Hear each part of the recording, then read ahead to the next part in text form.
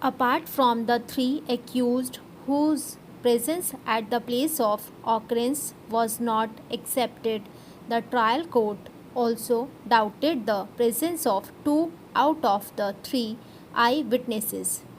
The trial court further held that even PW2, the only remaining eyewitness, had mixed up truth with falsehood, but his testimony was not liable to be discarded wholly, since he had himself received injury in the same occurrence.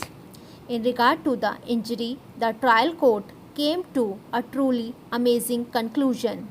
The injury on the hand of Ramesh was certainly in existence, and it was also proved by the medical evidence. The trial court resolved the contradiction by fastening the injury to Ramesh too onto the appellant, even though that was not the case of the prosecution. The appellant was thus held guilty also of causing the knife injury to Ramesh and came to be convicted under section 324 in addition to section 302 of the Penal Code. Under section 324, he was sentenced to rigorous imprisonment for 1 year. He was also convicted under section 25 of the Arms Act by a separate judgment trial court dated February 2, 1998 in Sessions case number 26 of 1993 and sentenced to the period of imprisonment already undergone as under trial. Against the two judgments of the trial court, 3 appeals were filed in the High Court.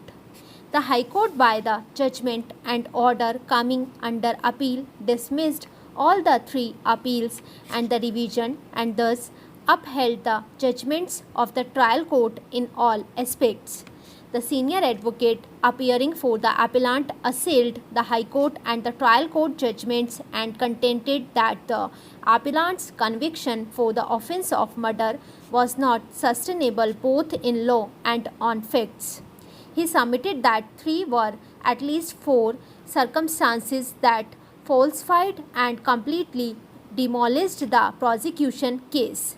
First, there was a patent contradiction between the prosecution case and the motive assigned by it to the accused for committing the crime. Secondly, it was undeniable that injuries were fabricated both on the person or the deceased, and Ramesh, the only eyewitness whose evidence was accepted by the High Court. According to the prosecution case, there was a fierce enmity between the persons of accused party and complainant party. On the fateful day, accused persons armed with dangerous weapons and bombs attacked the deceased and the prosecution witnesses. Appellant hurled bomb on deceased and he died on the spot, and others also hurled bombs and prosecution witnesses suffered splinter injuries. The High Court upheld the acquittal of all the accused except the appellant and convicted the appellant under section 302. The High Court has not exercised the caution that was expected to while dealing with the judgment of acquittal by the trial court. High Court was not justified in interfering with the well-considered judgment of the trial court. The judgment of the High Court is set aside and that of the trial court is resorted. The well-considered judgment of the trial court has been upset by the High Court and its judgment. The High Court relied on the complaint. There is hardly any consideration in the High Court's judgment, more particularly of the mix-up of timings as regards the complaint.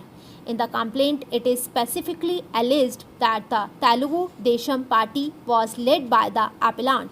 Both the parties had fought in connection with using the road, and the witness himself and his party people were accused in that case and were absconding. It is then suggested PW1 and other persons went to cart the paddy hay of RR, and while they were bundling the hay, the 16 accused persons came there and the appellant A2, A3 were holding bombs in their hands. It was the appellant who had dropped a bomb on deceased. The said bomb exploded and deceased fell down and died on the spot. Then the others also started hurling the bombs. PW1 then refers to his being hacked by other accused persons with a hunting sickle and on the right knee with a spear. He then refers to an injury caused on his little finger because of the spear. He then refers to the police firing a gun. After that, he refers that all the injured came to the government hospital and were being treated.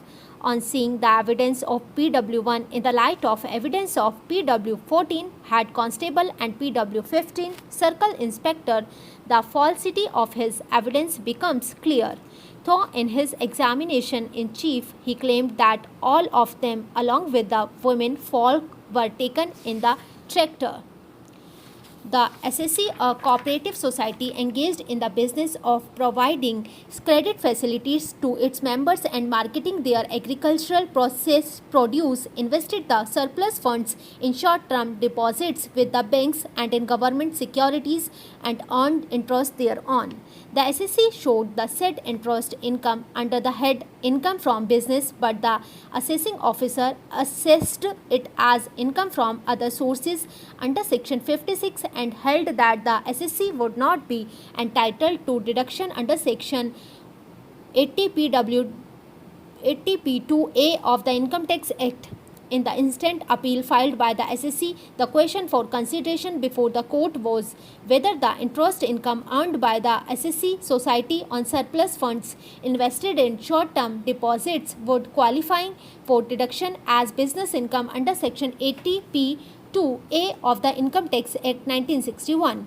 Dismissing the appeals, the court held an income which is attributable to any of the activities specified in section 80P2 of the Income Tax Act 1961 would be eligible for deduction. In the instant case, the interest held not eligible for deduction under section 80P2A is not the interest received from the business of the society, namely providing credit facilities to its members or marketing their agricultural produce. What is sought to be taxed under section 56 of the Act is the interest income arising on the surplus, which surplus was not required for business purposes and was invested in specified securities as investment. SSC markets the produce of its members whose sale proceeds at times were retained by it. Since the fund created by such retention was not required immediately for business purposes, it was invested in specified securities. Such interest income would come in the category of income from other sources and therefore would be taxable under section 56 of the Act as rightly held by the assessing officer. The word income has been defined under section 224I of the Act to include profits and gains. This subsection is an inclusive provision. The Parliament has included specifically business profits into the definition of the word income. Therefore, the court is required to give a precise meaning to the words profits and gains of business mentioned in section 80P2 of the Act. In the instant case, SSC society regularly invests funds not required for business purposes. Interest on such investments cannot fall within the meaning of the expression profit and gains of business. On this backdrop, when the evidence of PW11, the medical officer, is seen that at 9 a.m. itself, the doctor examined PW2 on the requisition of SHO ruler who was accompanied by police constable who was PW14. There is no question of PW1 registering the FIR. PW14 also admitted that even by the time they reached the hospital, MLA was started to have come to the hospital and the legal advisor was also found in the hospital.